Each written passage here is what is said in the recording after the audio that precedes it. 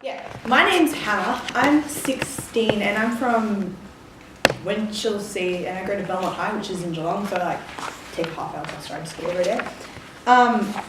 So I'm in year 11.5, as my friends and I say, because I'm in this program where we accelerate. So I started BCE in year 9, which was loads of fun. And yeah, I don't really have much of a musical history. I started bassoon in year 7 because my parents were like, oh yeah, start bassoon, it'll be fun, because my mum played when she was little. She was like, you'll have loads of fun, Hannah. And I did not like it. It was just a chore I had to do. And then I got to halfway through year 8 and I had this friend who did clarinet at the time, and he's just like, hey, you should come to this community band. And I'm like, I'll do it, I'll see how it goes. And then all the people around there were really musical and a lot of fun because they enjoyed what they were doing. And the pieces we were doing were really enjoyable. And so I'm like, maybe music's not that bad. And so I started enjoying it. And then there's this camp called the Geelong Summer Music Camp where my teacher was like, hey, you should go along, I'll give you a scholarship for it. I'm like, okay, cool. And I went along, and the bassoon, I think it was 3 bassoons there that year, and there's 2 bands, one's beginning, one's senior. The difference is huge, and for some reason the bassoon teacher thought, you're good enough to be in the senior band, and I'm like, oh, okay. And you're also good enough to be in the orchestra, and I'm like, oh yeah, thanks, okay, I'll just do this. And it was actually it was hard, but I was able to get around it, and the people around me made it enjoyable, and so music became a thing that's like, hey, this isn't bad, I actually really like this. And that year, I sort of went to my teacher and I'm like, hey, I got to the senior band, the GSMC, can I go up to senior band at school and perhaps go to Sydney with you guys? My teacher's like, no, Hannah, we've got to organise everything again. So yeah, I did that. I came up to Sydney in year 9, so it was 2 years ago, and I did this World Projects thing, I don't know. But through that year, first half of the year, I was doing the music, year 10 music at school, and we had to do a group performance and everything. And I've been looking up stuff for clarinet and bassoon because I was like, hey, clarinet friend, do you want to do a duet or something like that? But I think it was musical.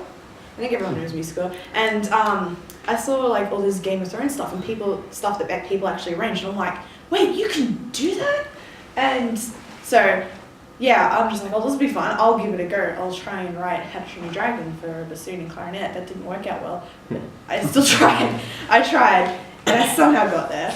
And then also throughout that year, I started arranging for this little group we called Blue Kings, and we had a really small ensemble, and there was music for us, but it was fun to write music for me to write some of the music for us. So I started doing arranging, which was a lot of fun. And then when I was up at Sydney, and we were at the Opera House or something like that, my music director said to me, as this, I think it was New Zealand does year 13, I think.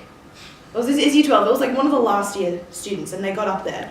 They started conducting their orchestra on the Sydney Opera House stage for a piece they'd composed, and I thought, that's so cool. And my music director goes, Hannah, I expect something from that when you go to year 12, because we go over 3 years, and I'm like, oh yeah, thanks. So I thought, I'll try doing How to Train Your Dragon. I'll write all that stuff over the next 3 years, because I thought, I'm not that good. I'll just take forever to do it. And I'd written 2 of the main songs.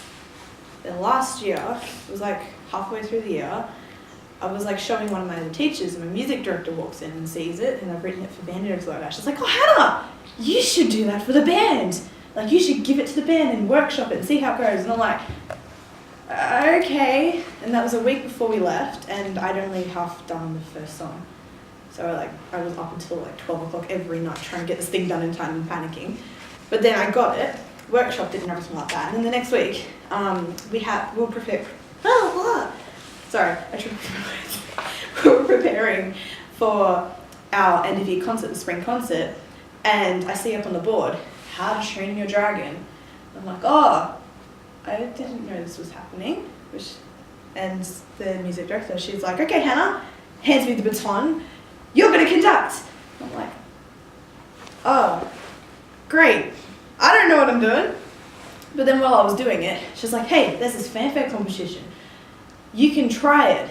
All I do is arranging, but like I was like, oh yeah, I'll give it a shot. So for my fanfare, I didn't really have any inspiration. I got this like, I had a composing person, I don't know, that I met, and they were just like, hey, you should give this a shot, because I had no idea what I was doing. I'm like, can you please help me? And they're just like... Is this a composer or a composing teacher? Composing student. Oh, student, okay. Student. They were like, hey, you should like, you know, just force yourself to compose for like 10 minutes a week or something like that. And even if you don't feel like it, it'll get something for you in the future. You've got something to refer back on. I had no idea what I was doing, and then a couple of days before the fanfare was due, I'm like, I haven't written anything.